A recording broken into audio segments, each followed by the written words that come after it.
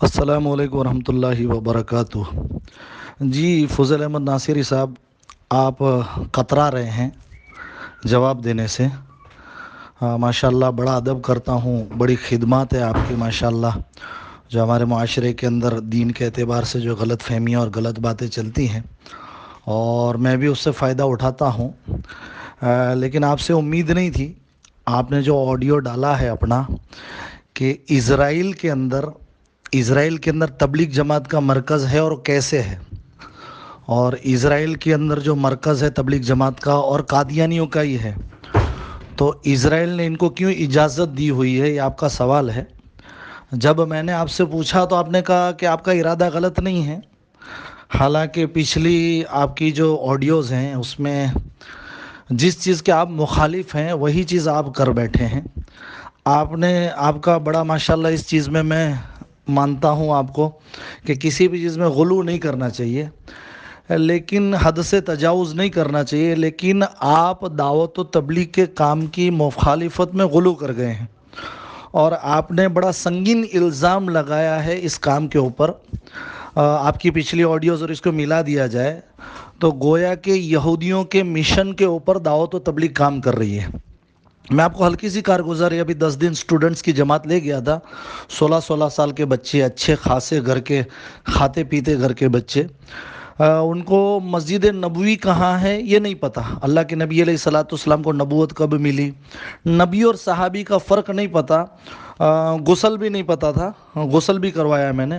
वज़ू खाने पे वज़ू करना भी नहीं आता था, वो वज़ू करना भी हमने सिखाया।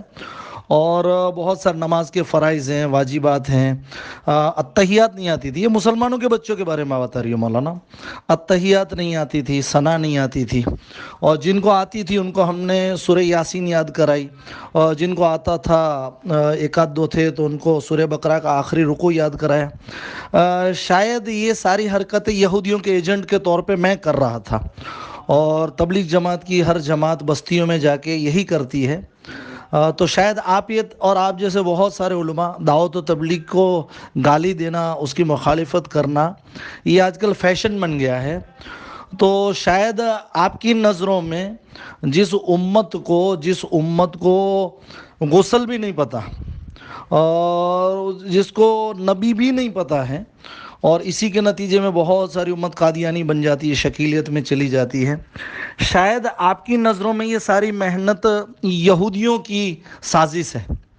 माशाल्लाह, मतलब यहूदियों का एजेंडा है कि तबलीग जमात उम्मत को गुस्ल सिखाए, वज़ू सिखाए, नमाज के फ़राइज़ बताए, और दीन के बारे में बेदार करे, सहाबा की मोहब्बत, और ख़ास करके उम्मत के लिए अपना जान माल वक्त, खुद का, दूसरों का नहीं, चंदे का नहीं, खुद का जान माल लगावे।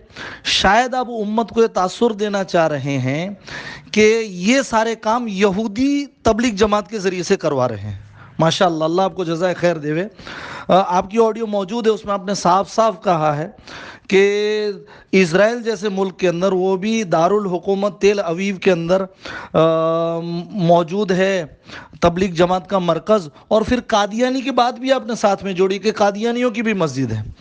तो मौलाना, आपको बता दूं मैं, शायद आपको ये हकीकत मालूम नहीं थी, इसलिए आपने ये, खैर बुग्ज़ तो आपकी बातों से तबलीग जमात के लिए झलकता ही है। हालांकि आप दारुल उलूम देवबंद के तर्जुमान बने हुए हैं, और आपको पता रहे कि दारुल उलूम देवबंद की तरफ से इस नफ्से तबलीग के काम को उमूमन तस्दीक हासिल है, और पूरी दुनिया के अहलुल्लाह इस काम के को हक कहते हैं। लेकिन आपको इस काम की इस्लाह करते करते गुलू हो गया है।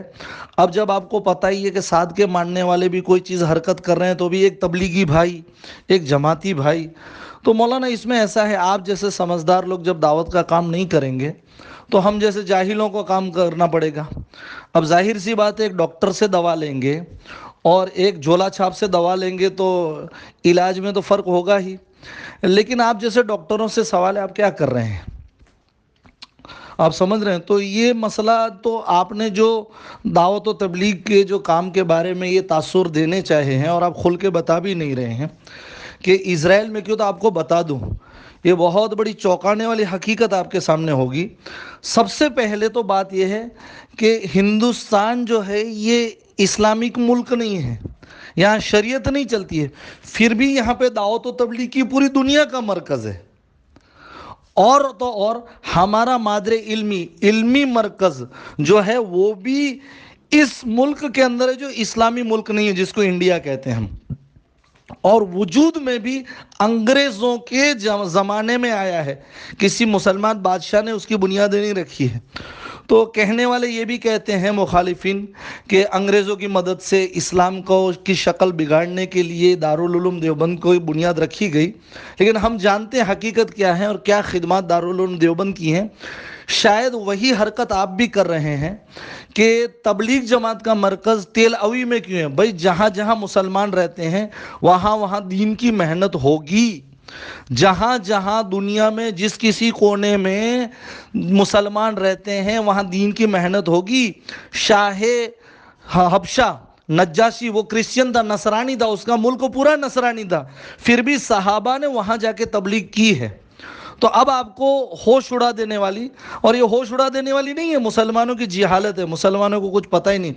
اسرائیل نام کے ملک کی 18.1% آبادی مسلمان ہے، اور یہ آبادی غازہ اور فلسطین کو چھوڑ کے ہے، غازہ اور ویسٹ بینک کی آبادی کو چھوڑ کے اسرائیل نام کے ملک کے اندر 18.1% مسلمان رہتے ہیں جو اسرائیل کے باشندے اسرائیل کے پاسپورٹ پہ ہیں، اور یہ آبادی تقریباً 17,70,000 کے قریب ہوتی ہے، کیونکہ اسرائیل کی آبادی کل ملا کے 1 کروڑ سے کم ہے، 90 کروڑ کے آس پاس ہے، تو اس میں 17 لاکھ مسلمان رہ رہے ہیں مولانا۔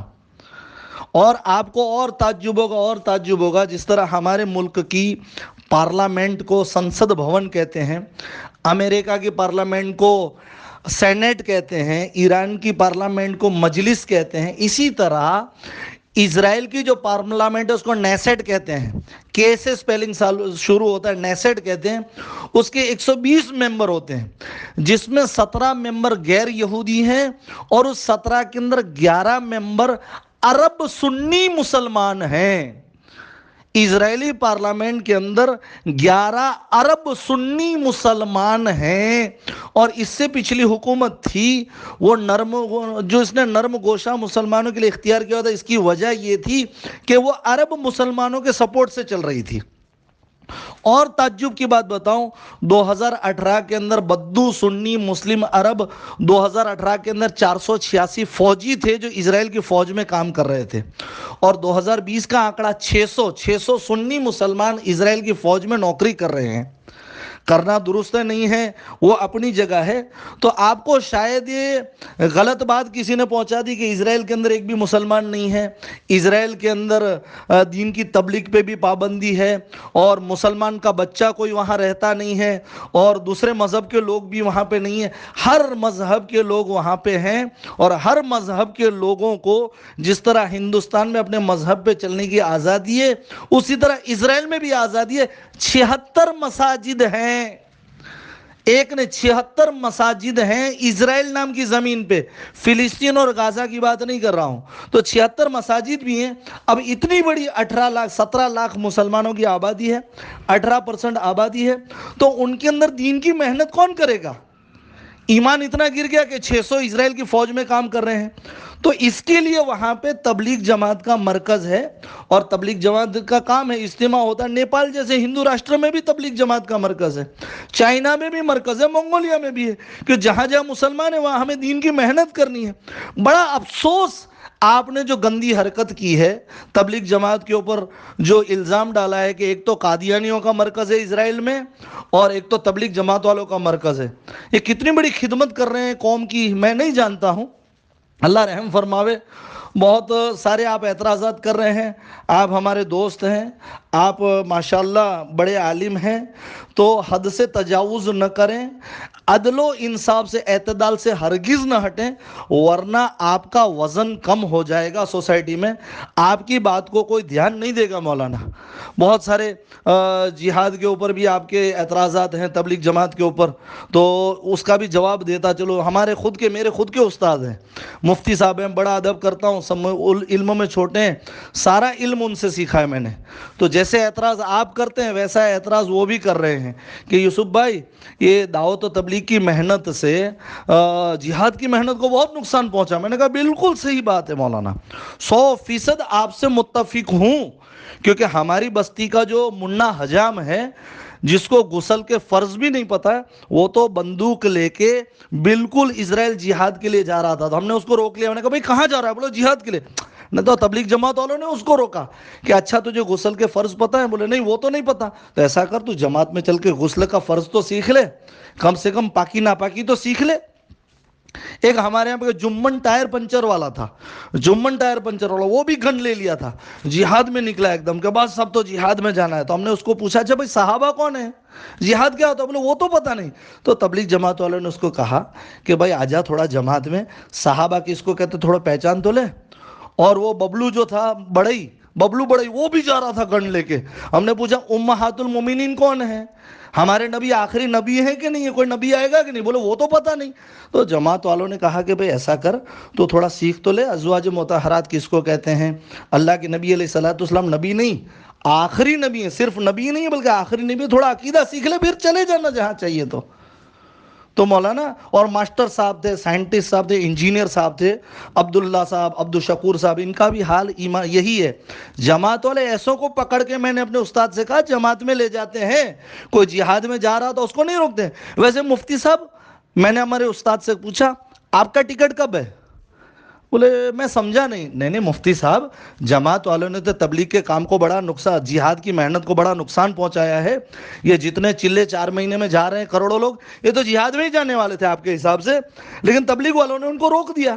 غسل سکھایا, وضو سکھایا, اتحیات سکھائی, نماز سکھائی, پاکی ناپاکی سکھائی. تو ان کو تو تبلیغ والوں نے برباد کیا. آپ کو کس نے روکا ہے؟ آپ کا ٹکٹ کب کا ہے؟ آپ کا ٹکٹ کب کا ہے؟ دائیں بائیں بگلے جھانکنے لگے. ارے مفتی صاحب صرف بات اتنی نہیں ہے, اگر خدا نہ خواستہ چلے گئے, جان مال خود کا لگانے کا جذبہ تو ہے نہیں, خدا نہ خواستہ آپ چلے گئے, آپ کے دل میں جہاد کا جذبہ ہو بھی گیا تو پلین میں بیٹھنے سے پہلے پوچھو گے اچھا میری پگار تو چالو رہے گی کہ نہیں؟ مفتی فضل احمد ناصری صاحب, ہوش میں آئیے, ہوش میں آئیے. ہمارے ہاں کہتے ہیں شیانی سسرال جاتی نہیں, شیانی سسرال جاتی نہیں, اور باوری سے کہہ رہی ہے کہ سسرال جانا چاہیے. شیانی سسرال جاتی نہیں, اور باوری, سیانی جو سمجھدار ہے, دیندار ہے, وہ تو روٹ کے مائکے میں بیٹھی ہوئی ہے, اور ایک بیچاری باوری اور نادان جو روٹ کے سسرال ہے اس کو سمجھانے گئی کہ دیکھ بہن, اپنا اصلی گھر تو سسرال ہے, اپنے تو وہیں پہ اچھا لگے وہیں زیبا دے, یہ اصلی گھر نہیں ہے, اب اپنا اصلی تو چلی جا, اور خود یہاں بیٹھی ہے. تو کچھ حال حضرت آپ کا بھی یہی ہے. بڑی معذرت کے ساتھ بڑی معافی چاہتا ہوں, جو دین کی محنت اصل علماء کو کرنی چاہیے. آج کاٹھیا واڑ, کچھ, چلو تبلیغ میں جو کام ہو رہا ہے وہ بھی ہم بند کر دیتے ہیں, لیکن ہمارے کچھ اور کاٹھیا واڑ میں جہاں آج بھی تبلیغ جماعت نہیں پہنچ پائی پوری, وہاں مرتد ہو رہے ہیں لوگ. کون جواب دے گا؟ محمد علی زینا خوجہ کیسے بنا؟ خوجوں نے, شیعوں نے محنت چلائی, لاکھوں کی تعداد میں لوگ خوجے بن گئے. آج تو ہم چلو تبلیغ جماعت والے محنت بند کر دیتے, ہم بدعتی جماعت ہیں, ہم گمراہ جماعت ہیں, ہم جہاد کو نقصان پھر یہ کام کرے گا کون؟ آپ کیجئے, آپ کیجئے نا. آپ کے پاس کیا پلان ہے؟ تبلیغ جماعت میں یہ خرابی ہے, ارے بھائی بند کر دیتے, آپ کے پاس اگلا کیا پلان ہے؟ تو حضرت کمیاں, نبی معصوم ہیں, اس کے علاوہ سب خطاوار ہیں. مدرسہ سے جڑے ہوئے بھی انسان ہیں, وہ بھی خطاوار ہیں. خانقاہ سے جڑے ہوئے بھی انسان بھی خطاوار ہیں. تو تبلیغ سے جڑے ہو تو ہم جیسے جاہل جڑتے, یہ زیادہ خطاوار ہیں. لیکن آپ غلو نہ کریں, تبلیغ کو نشانہ نہ بنائیں. باقی رہی بات انسان کرتے ہیں, اسلام برا نہیں ہے, مسلمانوں کی حرکتیں تو حد سے زیادہ بری ہے. ہو سکتا ہے ہم جیسے جب جاہل, آپ جیسے سمجھدار جب دعوت کا کام نہیں کریں گے, اور ہم جیسے جاہلوں کو جب کرنا پڑے گا تو ہم جیسے جاہل کیا کریں گے؟ آخری دل کا درد آپ کو سنا دوں مفتی صاحب, آپ کی محنت, آپ کی محنت سے عموماً تبلیغ کا نقصان ہو رہا ہے. تبلیغ کے مخالف بن گئے ہیں. ایک نو عمر لونڈا مجھ کو یوں کہتا ہے کہ تبلیغ جماعت میں کے بدعتی ہونے کا اور تبلیغ جماعت میں کے ناجائز ہونے کی 100 دلیل میرے پاس ہے. میں نے کہا بالکل تو سچ کہہ رہا ہے, کیونکہ نہ یہ تبلیغ جماعت والے تیرے باپ کو شراب کے اڈے سے اٹھا کے لے جا کے جماعت میں لے جاتے, نہ تیرے باپ کو شراب کے اڈے سے اٹھا کے لے جا کے جماعت میں لے جاتے، نہ تیرا باپ جماعت میں جا کے سدھرتا، نہ تیرے باپ کے پاس تجھے کھلانے کے پیسے تھے، لیکن ایک جذبہ جگہ تو تبلیغ جماعت والے کو پیسے سے چلنے والے مدرسے میں تجھ کو ڈال دیا، تو وہاں سے عالم بنا اور تو 100 دلیل ہے۔ نہ جماعت واقعی میں جماعت والے غلط ہیں، نہ تیرے باپ کو جماعت میں بھیجتے، نہ تو عالم بنتا، نہ تبلیغ جماعت کے غلط ہونے کی تو دلیل دیتا۔ سمجھ رہے مفتی صاحب؟ ارے مفتی صاحب آخری مثال دے کے ختم کروں، تبلیغ میں جانا ضرور، دارالعلوم دیوبند کا جو فتویٰ ہے علماء کو سال لگانا چاہیے کہ نہیں، پورا جواب پڑھیے۔ سال تو نہیں لگانا چاہیے، لیکن جو کرنے کے کام گنائے ہیں، اللہ کی قسم علماء وہ کام کرتے تو ہم جیسے جاہلوں کو یہ 4 مہینے کی جدائی، اپنے کاروبار کو برباد کرنا، اتنی بڑی جذباتی اور کڑوی کسیلی کیسے گھٹیا لوگوں کی سننی پڑی، جن کو ہم گھر کا واچ مین بھی نہ رکھیں، ایسوں کی کڑوی کسیلی سنتے ہیں۔ ہم گھر کے بستر بھی نہ چھوڑیں، مچھروں میں جہاں 40 دن 4 مہینے بجلی نہیں رہتی وہاں پہ ہم رہتے ہیں۔ یہاں بیوی حاملہ ہے، ہم جماعت میں، وہاں بچہ پیدا ہونے والا ہے، ہر آدمی اپنے بچے کی پہلی شکل دیکھنا چاہتا ہے، ہم جماعت میں ہیں۔ اور ایک زمانہ وہ بھی گزرا ہے کہ گھر پہ کرائے والا کھڑا ہے اور ہم جماعت میں ہیں، اور گاؤں کو ارتداد سے بچا رہے ہیں۔ آپ جیسے لوگ، آپ کو لگ رہا ہے آپ خدمت کر رہے ہیں۔ آپ کی مثال تو ہم جماعت والے دیتے بالکل ایسی ہے کہ ایک باپ تھا، بیمار تھا، ایک دم بری حالت، خستہ حالت میں تھا، پیاس سے تڑپ رہا تھا، ایک بڑا بیٹا کھڑا تھا، ایک چھوٹا بیٹا کھڑا تھا، کب سے پانی کا تقاضا کر رہا تھا، بڑے بیٹے سے مانگ رہا تھا، بڑے بیٹا تو دیا نہیں، چھوٹے بچے کے دل میں رحم آیا، نادان تھا، انجانا تھا، گیا پانی بھرنے، پانی کا گھڑا بھی پھوٹ گیا، ہاتھ سے گلاس بھی گر گیا۔ ایمانداری سے بتاؤ مفتی فضیل احمد ناصری صاحب، باپ کس کو ڈانٹے گا؟ چھوٹے کو کہ بڑے کو؟ بڑے کی ذمہ داری تھی۔ شانی سسرال جاتی نہیں، باوری سے کہہ رہی ہے کہ سسرال جانا چاہیے۔ ارے کیا ظلم مچا کے رکھے ہو؟